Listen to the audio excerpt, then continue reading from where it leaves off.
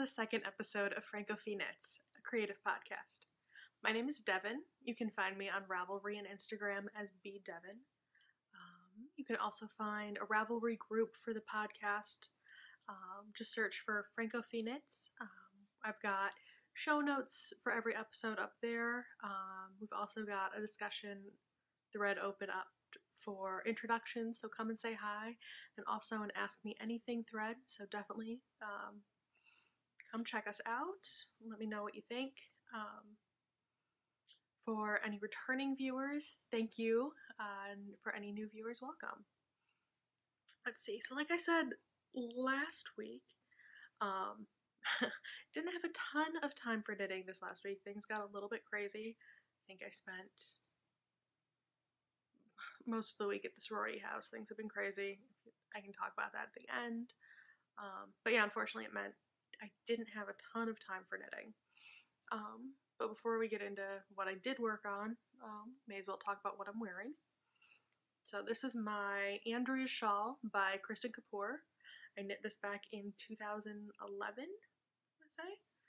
It's kind of a cool shawl. I like the, it's kind of a combination of real nice simple stockinette with some color work going on with the stripes, and then this border here in gray. Just a really cool cabley lace thing going on, and that edging I really enjoy. I think it's really cool. Yeah. Like I said, I haven't got a ton of knitting done, but I did reblock a couple of my old shawls. I soaked them in Euclid. I've got a nice lavender scented one that's got lanolin in it too, so my shawls are now all super soft and smell fantastic, and we're nice and reblocked, so the pattern in them is popping again, which is really cool. I reblocked these using my lace blocking wires, which I didn't have when I first blocked this. So as you can see now, right, this last stripe here that borders the lace edging is nice and straight. That's entirely thanks to the blocking wires.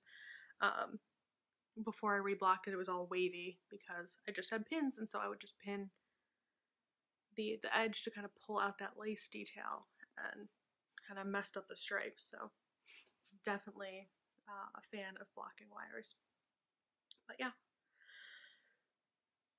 So yeah, it's nice, it's warm, it's knit out of Knit Pick Stroll Sport. Back about 5 or 6 years ago, I guess, when I was really getting back into knitting, like in a serious way. I had a major Knit Picks obsession, so most everything that I knit around that period is knit out of some flavor of Knit Picks. Yeah. It is chilly in my house. It's finally gotten cold, like really cold in southern Indiana where we live. And so I've got this on, I've got wool socks, jeans, long sleeve shirt, and this blanket in my lap, and I'm still cold. Our thermostat says that it's 72 degrees in here, but it's lying. I don't know how cold it is, and I don't know why it won't warm up, but maybe time to talk to our landlord a little bit. We'll see. Let's see here. Let's start with what I've been working on in the handful of moments I've had. Let's start with my vanilla socks that I'm working on. This is the first sock still. Same sad little sock I showed you last week. It's clearly not gotten a ton of love. I'm knitting this out of Patton's Croy Sock FX, and this is the Clover Colors colorway. Show you the ball here, which I think the colors are coming through fairly accurately. It's perhaps a little bit brighter there on the screen than it is in person. But Patton's Croy, fairly standard sock yarn. Not too terribly soft or anything like that, but it'll definitely last for sure. Yeah, this poor little sock I don't know that I've been working on has been living in my, just in whatever bag I've been carrying with me.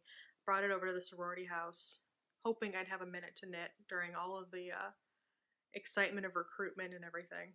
For me, there was a lot of downtime throughout the day, but still not knitting downtime. If I got anything knit, I think I finished up the ribbing there and moved on to the stockinette. Oh, yeah. I'm sure like most people, I knit a lot slower when I'm talking to people or when I'm knitting in public than I do normally when I'm at home. So it's part of why this sock just has not grown very much. It was very cute though. When I did work on it now, I remember. And I was knitting in front of my sorority women. They were just absolutely fascinated by it. And I've now got a group who wants me to teach them how to knit, which I find to be somewhat surprising, but we'll see if that actually happens. But yeah, we'll just sit around, we'll be 80, we'll drink our tea and knit, and it'll be fantastic. Like I said, tea, in my mug here that my in-laws got us for Christmas. It matches our everyday pottery that we got as wedding presents, so that was kind of cool to find. Tea I'm drinking is a vanilla and cinnamon black tea blend from Trader Joe's. We don't actually have a Trader Joe's down here where we live. The closest one I think is an hour and a half away, up north, but yeah, my brother was nice enough to give me a box of it while we were home over Christmas break. Apparently it's like a seasonal thing. They only put out like a limited quantity every year, and when it runs out, it runs out. So my brother was kind enough to gift me one of his, and when he went back to the store to get himself some more, it was already gone, unfortunately. So thank you, Colin. The tea is delicious. I appreciate it. But yeah, so that poor sock will hopefully grow more someday soon. Let's see. I got a little bit of work done on my Colourblocked Color Affection shawl that I'm doing as part of the Yarnder Woman's striped shawl knit along. I showed you guys this last week. I'm doing it Colourblocked style, sort of inspired by the Colourblocked Color Affection that Coralie of Colourblocked Knits did in the fall. So it's got 3 different sections. This top section here is Cascade Heritage Solids in wine, in the wine colorway. Just a nice fingering weight. I think it's I want to say 75% merino, superwash merino, 25% nylon. And then I finished up this second section here, which normally in the Color Affection shawl would be a 2-color stripe section. It's just garter stitch, nothing crazy. But oof, we'll have to get cleaned up a little bit as I block it. There's a little bit of funniness going on in the stitches. But yeah, this is also Cascade Heritage. This is the Heritage Silk, so it's a 85% superwash merino, 15% mulberry silk blend. And the colorway here is Snow, so it's really nice and soft and kind of a creamy off-white color. And then, whoop, getting a little bit tangled here. I'm on to the last major section. There's also going to be a border at the very end. The last short road section here, right, that I've gotten done. Let's see. This is done in Malabrigo sock. I think the colorway name is Marte, M-A-R-T-E. It's just kind of a cool variegated yarn, which I had sitting in my stash, and then I picked the other 2 yarns to go with it. But yeah, it's fun. I'm really enjoying knitting on it. The short rows kind of keep things interesting. It's kind of nice. But yeah, so like I said, I'm doing this as part of the Yarnder Woman's Striped Shawl Knit Along, which is running until the end of March. I think last week I said it was running till the end of February, but nope, it's going longer than that. So definitely go check that out. she's offering some cool prizes and stuff, but it's also just kind of fun to do a knit along, right? To be doing something somewhat collaborative, but still kind of on your own. Last thing I've been working on, and this one I actually really worked on, put some serious time into this one, is my Atwood shawl, which I'm knitting along. Knitting along is part of a knit along. Funny how that works. Nicole of Hugh Loco is hosting a knit along for this shawl, which is her own design, and I am knitting it up in her yarn as well. Right, I'm doing the glitz base. You can see the details of there if it wants to focus. Maybe not. Anyway, it is a 75% superwash merino, 20% nylon, and 5% stellina blend. So it's got a little bit of sparkle to it, but not a crazy amount. Like the card said, I'm using the Peapod colorway, which is not showing up awesomely here on this camera. It's showing up a lot lighter than it really is. But it doesn't seem to be photographing true to color, but it's this really cool, like yellowy spring green.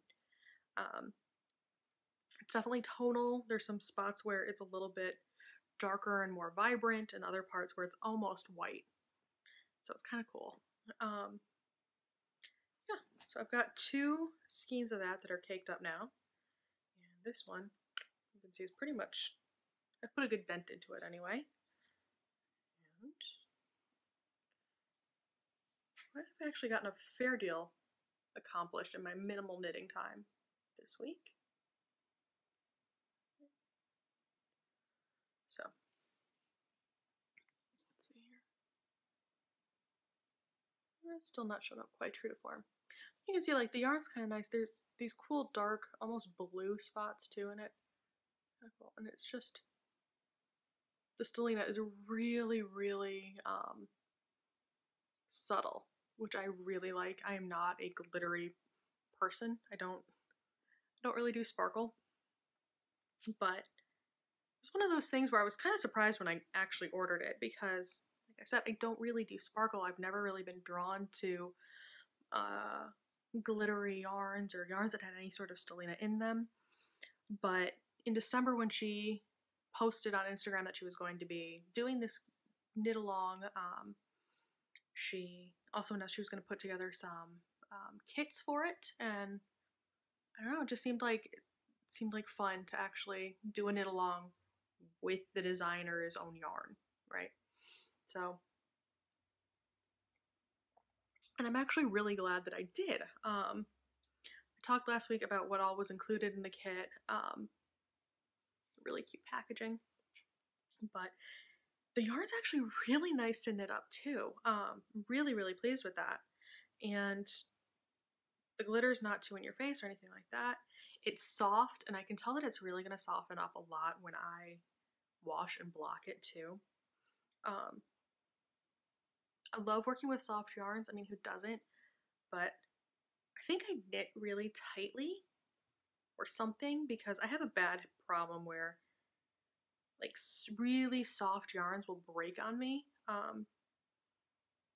Maybe I'm just not picking good brands when I knit with really, really soft stuff, but yeah, there's no issues with it getting really fuzzy on me or splitting or anything like that. It's just knitting really nicely, and I think it's going to end up being a really nice end product. What else? The pattern, unsurprisingly, is really clear.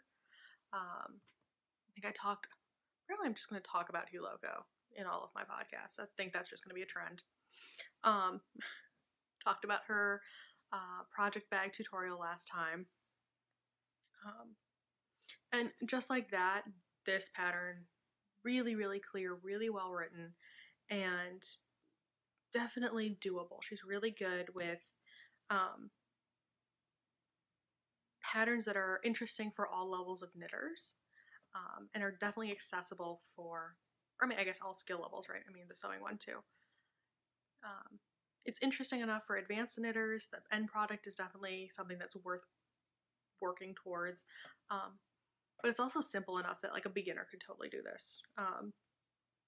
I honestly think this could probably, at least as far as I've gotten, be a really good first project even, right? Like it's that doable. If you can knit, purl, and yarn over, you're good to go. And yeah, since it's so simple, it's been perfect for me this week. I've definitely needed some, I don't want to say mindless knitting, some, I think potato chip knitting is how the Knitmore girls call it. Something you can knit in front of the TV without having to worry about complicated repeats or anything like that. You can count to 8, you're good to go. But yeah, I've just been so tired that something very simple like this has been perfect. I think it's also a pattern that would be really appealing for people who are product knitters more than process knitters. Because it does knit up really quickly, and it's not complicated. I think it's really good for that personality of knitter. And I kind of venture between the two depending on what my mood is. So right now I'm definitely happy for it, and I think by the time I get to the end with the eyelet border, it'll be nice to have something a little bit more complicated to think about too. But yeah, so I'm doing the large version, or at least I'm planning on doing the large version. We'll see. We'll see if I run out of time before the end of the month. But yeah, so she's doing a knit along as well, and like I said, that runs out at the end of the month, so I need to hurry. So hopefully this will be done again next week. But yeah, I think it's going to be really nice and really wearable, and I think blocking it with the Euclid is going to be really good too.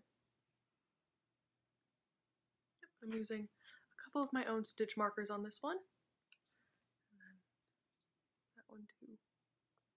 You want to focus on this? It would help if I actually put it in front of the camera itself. Details. Guess not. They're cool little glass beads. Some big ones on the end and then smaller ones in the middle. And that is living. Another one of my project bags.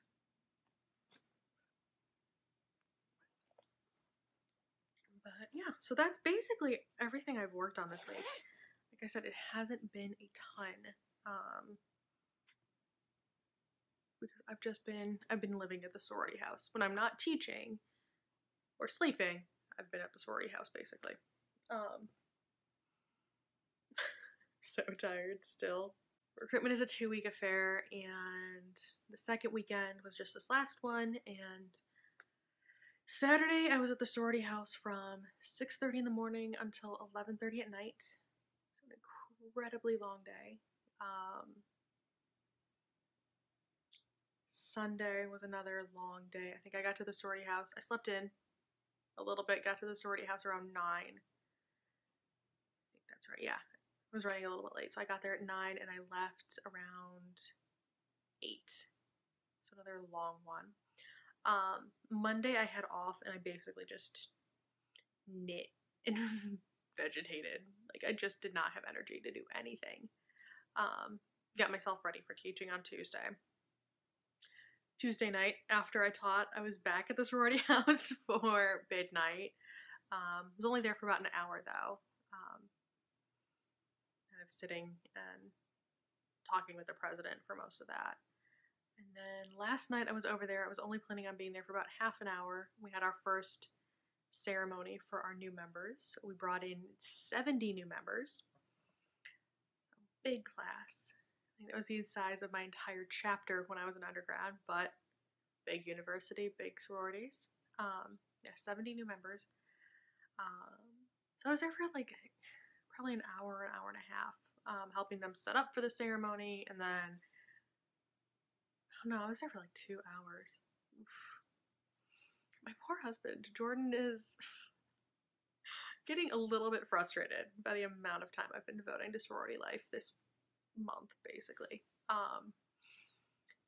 When he went to work this morning, she's like, so I'll see you tomorrow because you're going to the sorority house after teaching, right? Like, well, no, I plan on coming home. Hopefully, knock on wood, nothing explodes or goes crazy and I can actually come home. like, I'll see you tomorrow morning. So, but yeah, hopefully I will end up with another couple days off. I'm back there on Sunday for more meetings and stuff. It's a volunteer position, but spending a lot of time doing it. And I'm not complaining. Like, I'm actually really not complaining. It's been wonderful. They're fantastic. I love spending time with them, you know, and helping them however I can. So that's been great. Other than that, since I don't have a ton of knitting, I've got literally nothing off the needles to show you. I don't even think I got any new yarn or anything like that. Everything's just kind of stuff in my stash. Figured I'd talk to you guys a little bit about the various podcasts I watch. I used to really focus on like only audio knitting podcasts, and then I've kind of almost completely switched over to YouTube podcasts. It's really nice to be able to actually see what everybody's working on and not just like listen and then have to go check their blog or their Ravelry page or anything like that. So, I watch Kristen of Yarngasm and Vine Yarns. I kind of started with her when she was an audio podcast way back when. I've just kind of been following her through. Her stuff is great. I'm sure everybody, I think she's got the most followers, I think, out of any of the YouTube knitters. So probably doesn't need any introductions. Who else have I been watching? Loco, obviously. I apparently talk about her all the time. Her stuff is really, really good. She's really sweet and friendly. She's really fun to watch, so definitely recommend her. Homespun House, Molly, who is out of Berlin, American, who lives in Berlin, and her take on things is really interesting. Yeah, I don't quite know how to explain what I mean by that. She's kind of got this very down-to-earth sort of feel to her, and her approach to knitting and things like that just is very down-to-earth and unapologetic. It's just like, this is what she likes, this is what she's gonna do, this is how it is. So it's always kind of cool to catch up with that.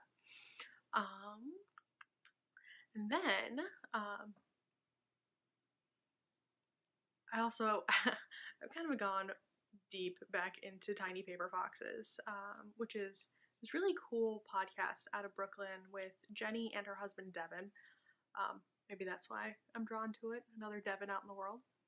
But I think it started out really as Jenny's podcast, and Devin would pop in for a little segment at the end. And as he's gotten more into fiber crafts and especially spinning, but he's knitting too, he's kind of had a bigger role on it. And they are just the coolest couple. I don't know. I really enjoy watching them. I've really enjoyed watching Devin's really fast evolution into fiber crafts. It's really cool, and like all these podcasters have these fantastic Instagrams. They're super cool and responsive, and Jenny's really sweet. She told me today that she watched my last episode, which makes me a little nervous that there are people in the world who watch this. It's not just kind of existing in the ether. But yeah, that was super, I don't know, flattering. I think my mouth literally fell open when she told me that she had seen my episode. So, hi. Wow, I'm a dork, but that's okay.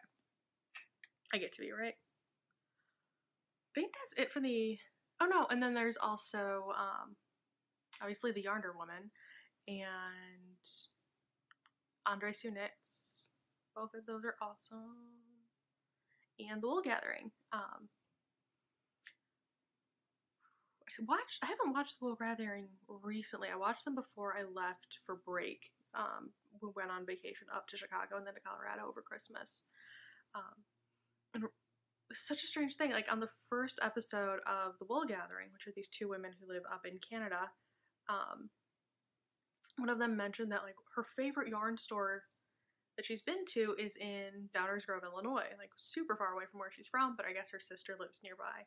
And it's actually like 2 towns over from where I grew up, and where my parents live. So I checked out the yarn store when I was back home for Christmas, and it's really cool. So that was kind of fun.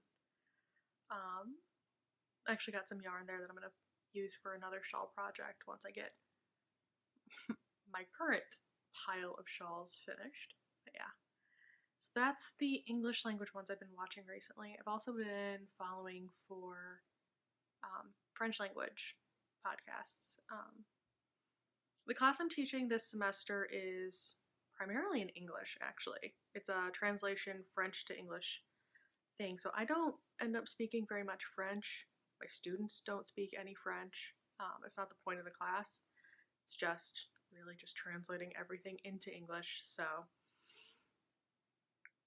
I don't get to, I'm obviously not speaking as much French or hearing as much French as I normally do, so I've kind of thrown myself into Francophone knitting podcasts as a way to kind of keep my skills up. And it's really been cool. Let's see, so Colourblocked Knits, I talked about Coralie and her color affection shawl. There's a couple other really fantastic ones like Fille d'hiver. I'll link these in the show notes if any of you are interested. Folie ordinaire and Sodudette. Like, these women are all really cool. The stuff they knit and sew, really, really fun, really inspirational. But like linguistically, it's also really great because they all have slightly different regional accents and different ways of speaking. So if any of you are learning a foreign language, I definitely recommend finding YouTube videos in that language because it's really helpful to be exposed to real, authentic language as much as you can be. So, especially for like Americans, we're kind of a huge country and fairly isolated. Most of us only speak English or only really exposed to English on a daily basis. Any chance to get exposed to authentic language is definitely helpful. So, yeah. That's basically it. Yeah. I'm still not recovered from being at the house and being, awake and cheery and active for so much of my week, which I'm not used to. So I think I'm just going to sign off here. Thank you for watching. I will see you again next week. I'm just going to force myself to do one of these every week, even if I don't have a ton like this week to show you. Hopefully next week there will be more. But yeah, thank you. I'll see you next week.